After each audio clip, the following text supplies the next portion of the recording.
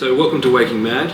I'm Ben Bruce, and we're here at the Afterlife Explorers Conference, and I'm here talking to one of the presenters who's just presented on past life regression and life between life states. It's Colleen Dooley. So welcome to the show. Thank you. So just to get the ball rolling, it's a fascinating topic, and there's heaps to talk about. I know you wanted to speak even more after your hour, was it? 45 minutes. Not long enough? No. How long do you think you could have talked for? Oh, easy an hour and a half. I had lots of client stories which really matter to people to know the truth, and people often hear truth in words and they can feel and experience truth in experiences of others. So I would have loved to be able to throw those in, but of course, I went into timelessness and disappeared for a while, and time, got the better of it. You're absolutely right. People can relate to stories. It just makes it so much more approachable, and you can relate to it yourself. Yeah. And of course, the thing is, everyone's going to die. Absolutely. So what happens before life, if anything, it's a mystery, or afterlife. So you're a therapist, and that's obviously where you picked up a lot of this narrative and experience working with people. Yeah. What kind of therapy do you practice? Well, I'm a clinical hypnotherapist, Yep. but I am also a practitioner of Hypnoenergetics, and that's a type of hypnotherapy that I co-created that is very much a blending of consciousness and energy within the powerful modality of hypnotherapy. So I do that as my primary therapy base approach, and I also am a past life regression therapist and a life between life spiritual regression therapist. So hypnoenergetics, Yes. which is a combination of hypnosis and energetic. Consciousness and energy. Oh, okay. So okay. it's working with the entire being. Hypnotherapy traditionally works on our emotional programming, belief systems. This is opening up the person to all that they are. So everything... Would this be along the lines of yoga and Taoism in terms of the energy sense of chi and so on? Not specifically looking at the energy centres and things like that, working with the energy that we have access to in the way of the information held. Yeah? Okay. So whether it be memory or awareness and insights of higher consciousness. And of course that has a really profound effect on the body. Anything is possible. If I had a real awareness of meridians, I could work with somebody who has a health issue, because we work in cellular level too. The body has consciousness. It lets us know when something's not aligned. So being able to go into the entire being and access the wisdom and knowing as to what the body is trying to get us to change or to heal, we can go into that, and the cellular memory will take us where we need to go to heal that. As soon as the emotional experience is healed and it's no longer in conflict, the body just goes into a natural healing. It follows the subconscious. It doesn't need to show up anymore. So would this be the psychosomatic connection, the psychological condition or the physical condition linked to energy which is held? Yes. So the energy becomes stagnant over a period of time and manifests into a disease. Just, any disharmony in the cells will create unhealthy cells and will eventually show up. Sure. So being able to heal that, Bruce Lipton's work is very influential for me in that regard. Bruce Lipton, isn't he a cell biologist? Yeah, that's right, microbiologist. Yeah. Okay.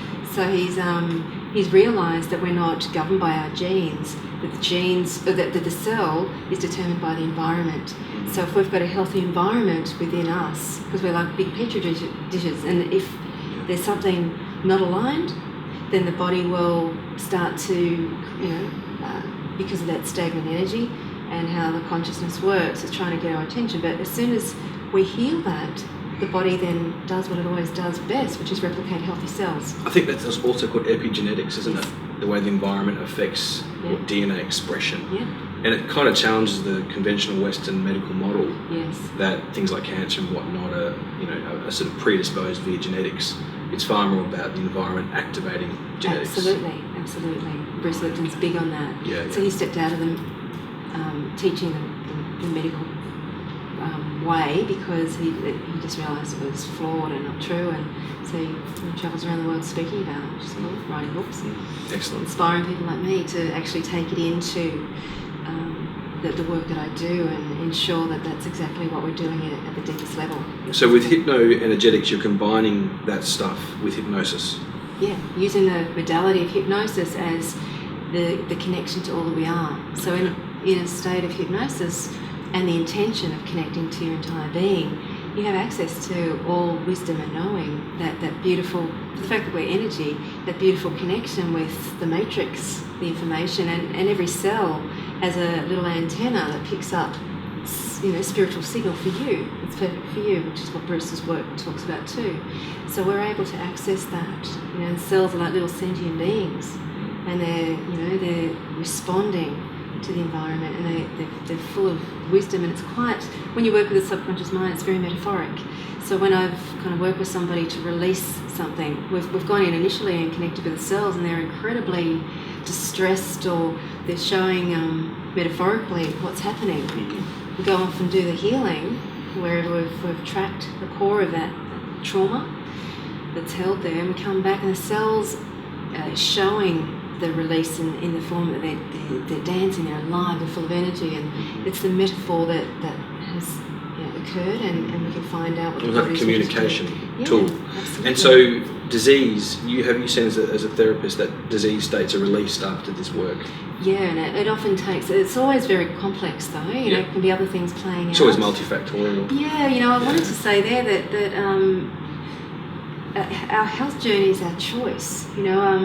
I'm very cautious not to think that everybody needs to heal, because there's a soul set up there that needs to be considered too. And when you take somebody into a between state where they're connecting to their soul knowing, they often will say, oh, it's a journey I set up. And I've had one lady say her terminal illness was not about her, it was about her family. She was okay, she was fine, but the family were in distress, and it was their learning that she was partaking in. And the contract she had with them at a soul level meant that she would create this, continue on, and their distress they'd have to work with and learn to grow from. So that must be like hypnosis and energetics and past lives on a family system level. Yeah. It gets pretty complex. Yeah, and we actually do energetic lineage healing too, because we often carry stuff down through, of course, energetically through the cells as we come into form. And it could be a dysfunction in the family, like alcoholism, that's being carried down. And you often hear the themes that go through families. The client in the chair has the opportunity to find out where that stemmed from and offer healing to their ancestors in order to receive the healing themselves and pass that on sideways and forward, because it's energy. Yeah. So what is the difference between past life regression therapy and LBL, life between lives work? What's the main difference there? I believe that isn't that bearing upon the work of Michael Newton? Yes. Okay. Yes, definitely. So most people have heard of past life regression, but they may not necessarily know that there are differences. You can have a past life reading that's different to a past life regression.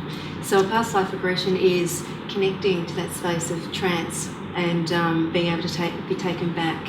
And it's a real building experience when it's done thoroughly. You're going down the levels of memory.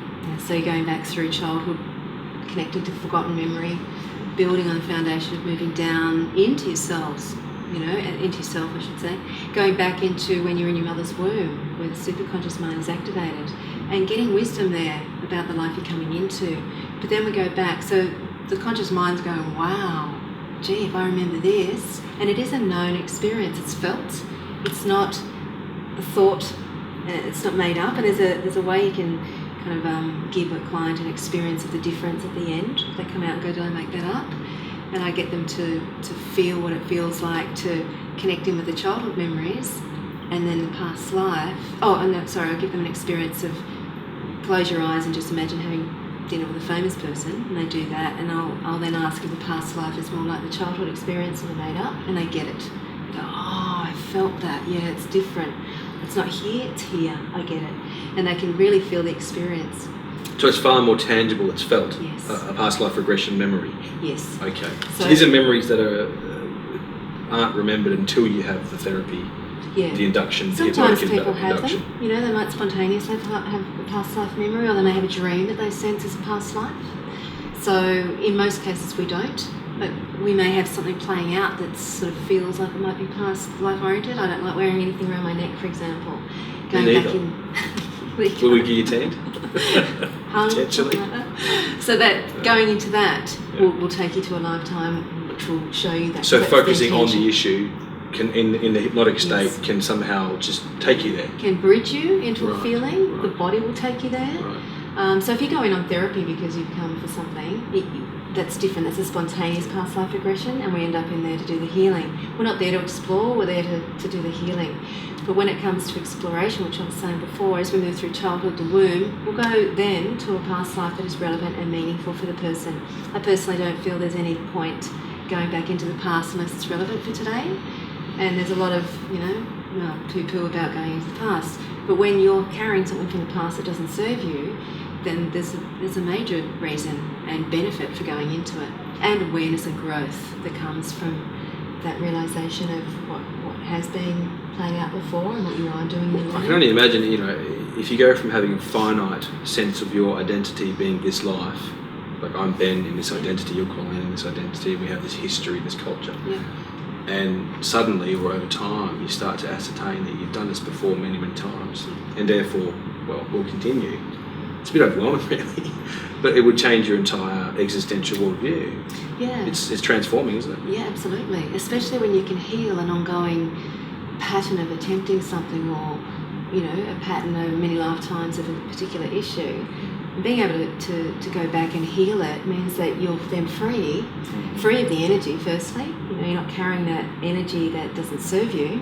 It could be deep-seated sadness or anger or distress or fear, whatever it is, it no longer sits in your body. So through conscious awareness and attention and talking about this like a cathartic response, is this what shifts the energy? There's a connection to a higher awareness. We hold every experience as powerfully as we ever experienced it the first time, whether it be this life or beyond. And it's held in the subconscious and may not even play out for a while. But when it does, it's because it's been compounded. So if I've come in with that past life imprint, I'm not safe, and a fear is trapped with that. How I teach it is that every experience is held as powerfully as the first time we experienced it, and it's held in 3 points: the event or the experience itself, the belief that was created in that moment or compounded, and the feeling associated with that. And they're held together. And if it's a limiting experience, then each and every time I'm not safe or the feeling of fear is re-triggered, even if you've brought it in with you as a child, how often do you feel unsafe? Or you're bound to feel fear, or that goes through that experience of I'm not safe, and it compounds and gets stronger, and then it may show up, or your mind starts giving you reactions, behaviours to keep it at bay because it's protecting you from feeling that. But often it's a behaviour that starts playing out, and when you then go, oh, it's not working for me, you go into that tracker, go way back to the core and the source, into the moment that was first created. And however you see that event, so for example, it's childhood. If we're 3 years old and we're playing happily on the floor, and mum gets a phone call and she's in distress, and she quickly hangs up, grabs you and just leaves you with a neighbour and takes off. All you know is you felt mum's fear, something's wrong, I'm not safe. So that's what's trapped. When you reconnect to that memory from our consciousness of today, going back into hypnosis, you're connected with that memory of what happened, and your minimal perception of being 3 is like that. But suddenly, because you've got access to your adult consciousness of today, but also higher awareness within you, you're able to be facilitated to open that awareness up to go, oh my God, it was just that mum had to race off to the hospital and I was left with a neighbour. I actually am safe. So understanding is what brings a lot of relief. Absolutely. There's an aha that happens in that moment where the mind goes, oh wow, and that energy, because I'm a little sponge at that point, I've taken on mum's fear, it's not even mine. Wow. And fear is often based on ignorance, not understanding. Yeah. It's like a xenophobia or something like that. It's just not understanding what it's about. So I should imagine past life regression helps you with that. Absolutely, and especially irrational fears. Yeah, absolutely. Yeah. If you can't find a clear cause or what have you. So life between life stuff. Yeah. That's a step beyond past life. Mm-hmm. It's like the umbrella over all of our lifetimes, all of our incarnations, whether it be human or whatever. So from that place, you're aware of your entire soul journey. You're reconnected to your soul memory, that essence of who you truly are, and what you've been doing in your evolution and growth, and why this is playing out today, and who you generally connect into your soul group with. So when you return home, in most cases, it's not every case, because some people don't have a soul group. Okay. They're solo. They're orphaned. Yeah, or they pop into others and kind of move around. But in most cases, we have souls that we're really close to in the spirit world that we often incarnate with and learn with. Mm-hmm. So they could be souls that have come in to support us in this journey because we really, taken on a tough one and we need some support. So it might be a soul that has come in and tends to support us. Or it could be, which is kind of like an example I gave, my mum. My mum was in my soul group, but she was my biggest teacher here. She pushed my buttons to the nth degree. And I didn't even get the learning until the end of her life. And I'd been in soul state and found out that she'd come down to teach me, but I didn't know what. And I had such gratitude even knowing that, because I felt the truth of it, but it didn't really show me what it was, because I needed to keep living it. Mm-hmm. And then I got it as I was writing her eulogy. And I was targeting a mainstream audience, but I spoke in my language about how I believe that we're all here to learn, grow and evolve, and as souls we come down to do that, and those souls that love us most really help us learn. Mum was one of those, and she taught me this and this, and as I said it, I got it, and I went, wow, she taught me the thing that bugged me most about her, which was how to be yourself regardless of what anybody else thinks. And that was really significant for me to get how that had played out, and then I had to go through that journey to the last moment. And that's where, when you connect in with your truth and knowing, you get awareness that shifts I couldn't hold anger and resentment toward my mum, even though all these years she pushed my buttons, because I knew she was there as one of my teachers to help me learn. So that already dissipated, and I had gratitude, but when I realised what she actually had done for me, it was just the most profound experience, and I only have unconditional love for her, which is really hard to say about your mum, even though we love our mums. To have that, I have, I kind of wish that I was able to share that with her while she was living, but I get that I was never meant to. I had to go through what I had to go to get to that point. Yeah, so that's... So is the life between life state then far more about understanding the mechanics of the universe, or the reason of meaning of life? Yeah. That overarching unified field theory. What is the point? Why are we here? Yeah, definitely. And as you said, we're here to learn, grow, and evolve. I couldn't fault that logic. I think that's exactly what we're here to do. Yeah, absolutely. It's self-evident, really, isn't it? Yeah. As opposed to this material reductionist view that we're an accident. Absolutely. And souls are like a figment of our imagination. We're just chemistry. Yeah. Consciousness is far too profound, it seems to me, self-evident for that to be the case. And Michael Newton's work is based on really solid research. Well, he was a medical doctor, wasn't he? No, he was a scientist, right. And then he was a clinical psychologist that started doing hypnotherapy. So it was not open to anything along the lines of past life. Yeah. So he was quite empirical and scientific. Absolutely. Yeah, okay. And it was him stumbling across it, and time again that he realised there was something in this, and he'd start his research. He now refers to himself as a spiritualist. He said that his clients over the years have taught him that he cannot deny that. And he's had his own experiences since then, of course, too, but he was just time and time again going, wow, there's something in this. And there is a truth when you're in the presence of somebody's immortal wisdom, their essence, it's quite a sacred space that you hold, and it's undeniable when you're feeling the experience yourself, and obviously that happened for him. So, yeah, he now obviously is completely different in his views. And you must be quite aged now. He? I thought you said me. No, Newton must be quite advanced. He's in his 80s. In his 80s. Yeah. Okay. So. And you also mentioned Weiss, another theorist. Dr. Brian Weiss was really out there in his time because he was I've read one of his books on Dr. Brian Weiss. Yeah, he was a psychiatrist that started... So even more conservative, theoretically. Yeah, and, outcast as a result of him stepping out and talking about past life regression and writing books, and he's amazing. So, especially for the time, and it was the same time Mike was doing all his research, but he just kept it quiet for a lot longer until he had a really strong... because he knew he'd get pounded as well. But, and just as... the materialist reductionists would argue, well, that's nonsensical. How could you argue that? There's no proof. you could also say, well, there's no proof that there isn't. In fact, we're getting a lot of case stories, evidence, these sort of past life regression flashbacks, near-death experience type things as well. Well, that is evidence. Where's the evidence that it doesn't exist? I mean, it's a bit dogmatic, I think, isn't it? And especially, absolutely, and especially when Michael's research was time and time again, concreted for the fact that people, that regardless of their background, their culture, their belief systems, even if they were religious, it all fell away when they were in that space, and they were describing the experience very similarly.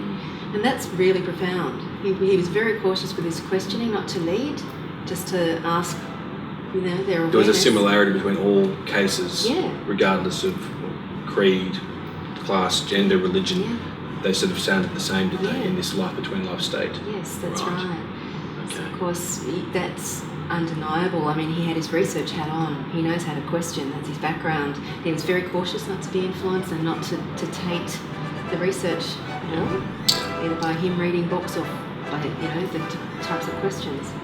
A scientist to the core. Yeah. Well, we're running out of time, and it's time. It's supposed to be relative, but not that relative. But thank you very much, Colleen, for coming on our show, Waking Mad. It's been a pleasure having you. Oh, thank you so much. It's been a pleasure being here. Thank you. Thanks. And so we'll see you next time on Waking Mad. Thank you for joining us.